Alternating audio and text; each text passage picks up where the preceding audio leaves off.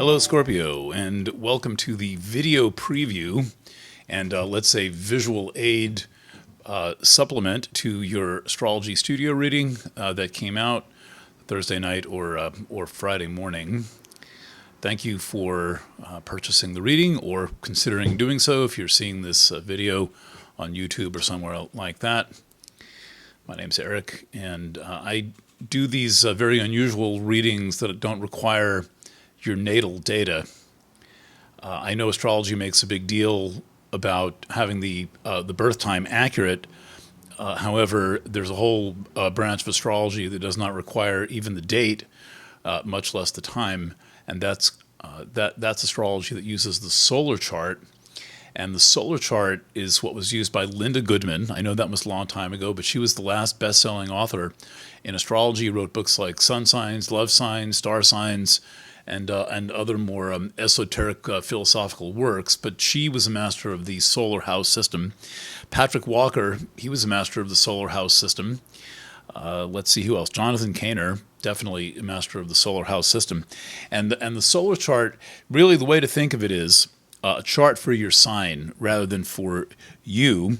And when I do these readings, I am using the same information I used to write, for example, the weekly and the monthly horoscopes, but I'm just exploiting it a little bit more, looking at it more closely, and going into greater detail. And there's plenty to do. The monthly horoscope is a 300-word essay, but per sign, but certainly could say quite a bit more. So anyway. So you think of it as a chart for your sign and not for you, and that still gives a lot of information, particularly the house orientation, and you find out a lot about transits, and this is one reason why these readings work so brilliantly for both the sun and the rising sign.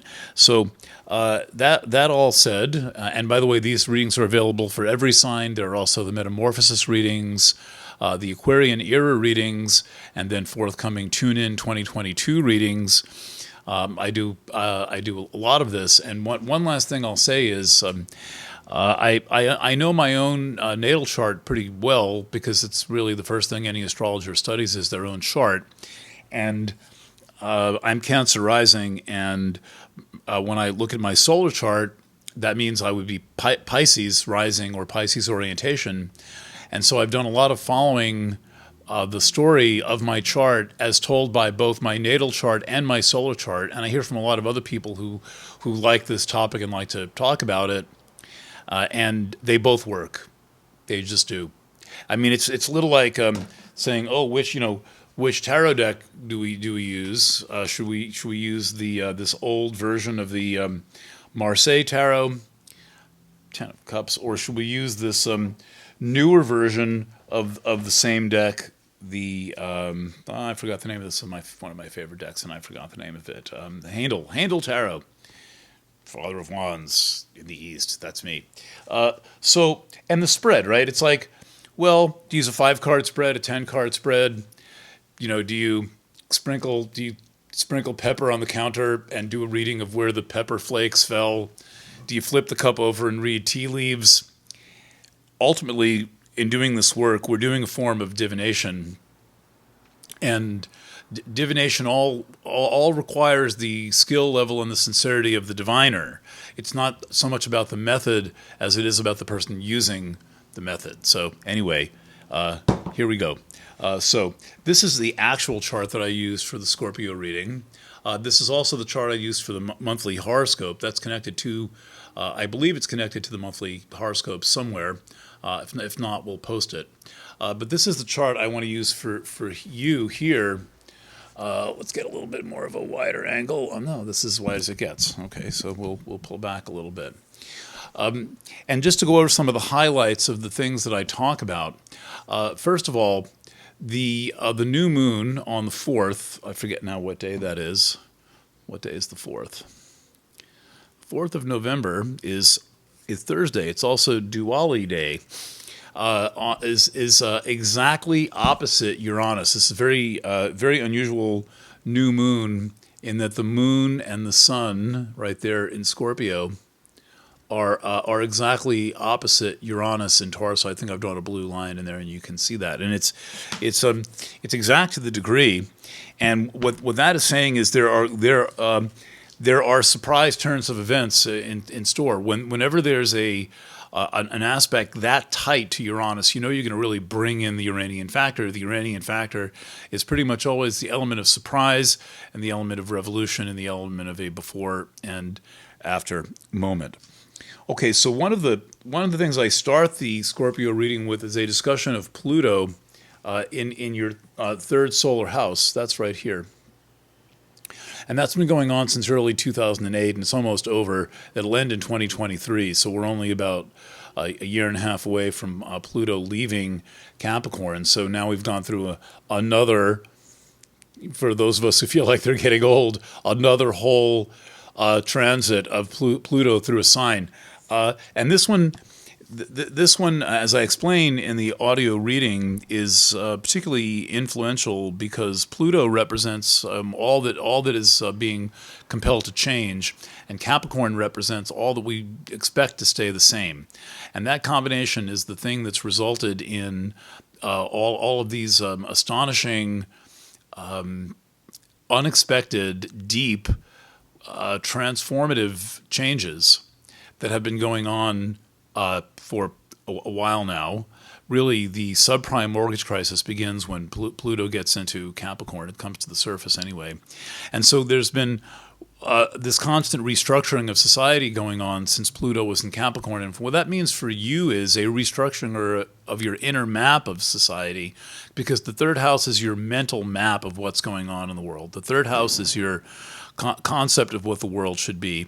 And you're, as a Scorpio, in my view, a bit old-fashioned. You know, you want things to be the way they were. You don't like too much change. Change is inevitable. That's true, but you don't like too much of it. And we get way too much of it because now the only thing that let's say distinguishes late-stage capitalism is that it bombs something and then brings in something new that you can buy to replace it. So we keep buying new things that were bombed out and that never last long enough and that, you know, cost a lot of money and then are obsolete in a couple of years. And this is not your style, and yet you're having to live in a world where you're adapting to constant change. And another part of that change is seen through, sorry, I'm bumping the microphone here if that's too loud. Uranus in the seventh. This is what I'm describing as the general state of your environment and also of your relationships, which is, again, much that is unexpected that is happening that you simply have to work with. You can't really, you can't prevent people from changing, and you can't really change your entire environment and make it not be the thing that it is. And so it's a combination of adapting, but also making the most of things, like adapting not just in a way where I'll get by, but adapting in a way where you capitalize on the changes that are going on. Now, there is one of the things that's especially poignant and in focus for you is we'll skip the chart for now. The relationship between what you want to do as an individual and what you are being expected to do by forces in society that are larger than you and which are attempting to seize control over you, which are themselves out of control. So we're all in this thing where we're having this debate of the individual versus the group, and the group somehow is supreme. My question is, who's the group? Who said who the group is? Who's the leader of the group? And what jurisdiction and authority do they have over you, except being able to tell you the same thing over and over and over again of what you're supposed to be and who you're supposed to be and what you're supposed to do, think, and feel, and how you're supposed to take care of your children and all of that. And I'm saying, show me that you're right, first of all.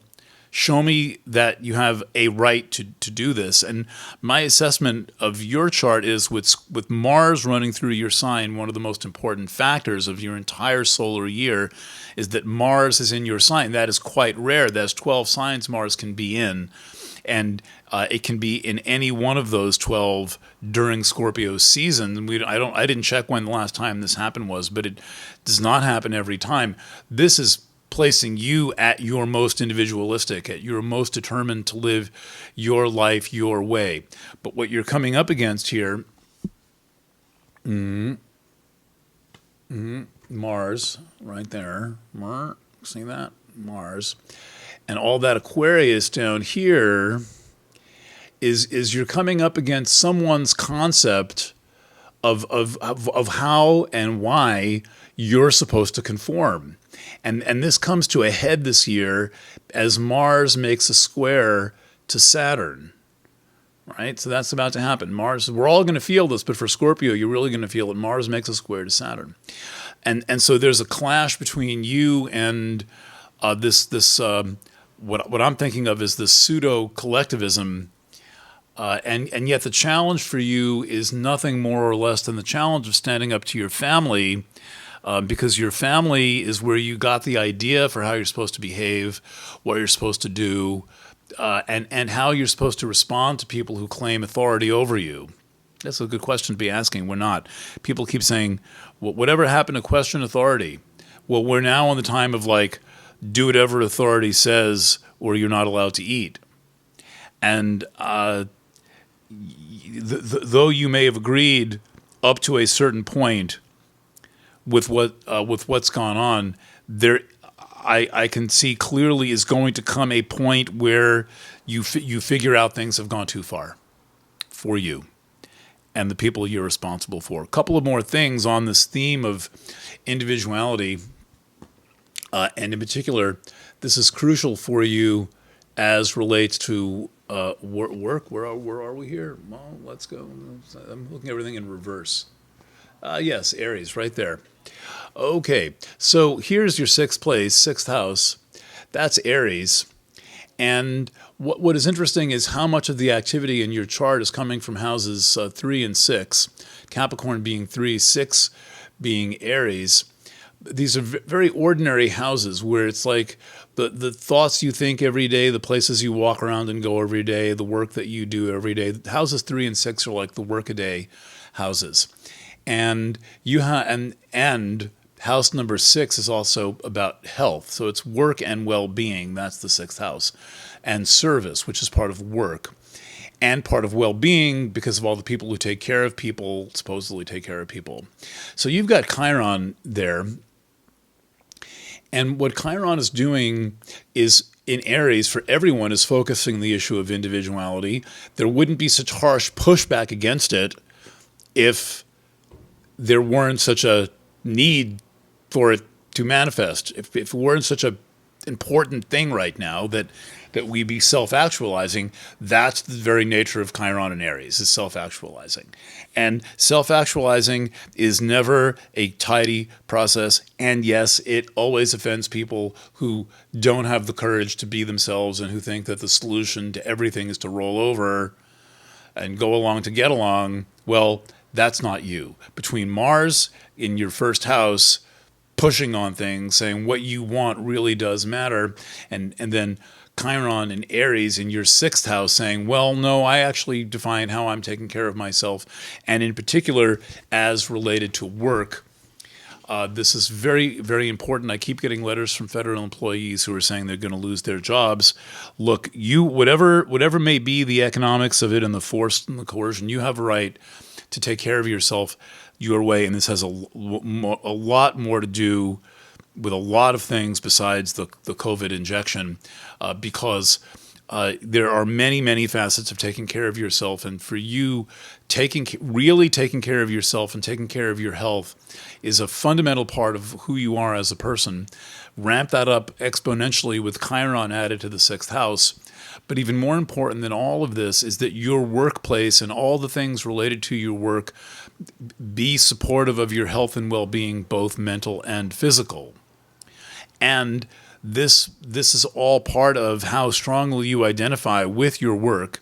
It's all part of how strongly you identify with your right to be the person who you are in terms of you defining what it means to be a well person, what it means to be a healthy person, and you standing up to your doctors and standing up to even dietitians or diet book authors who make pronouncements of the newest way to lose belly fat or whatever the fuck they're talking about.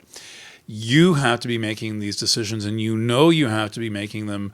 But this is a theme. This your agency, your volition, your power of choice is a theme that is going to take front and center in all facets of your life this coming year.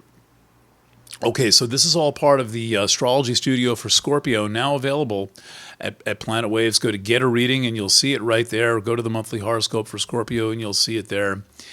And we'll also link the product in the text of this video. Thanks for tuning in. Lots going on at planetwaves.net. Lots going on at planetwaves.fm, our kind of parallel nonprofit organization. And Starcast podcast happening twice a week. Good stuff going on. If you like astrology that is literate and that is grounded in real world experience and the history of our art, and also has some spiritual grounding, Planet Waves is the place to tune in. Planetwaves.net, planetwaves.fm, planetwaves.tv. Thanks for listening. Happy birthday, Scorpio. Stay in touch.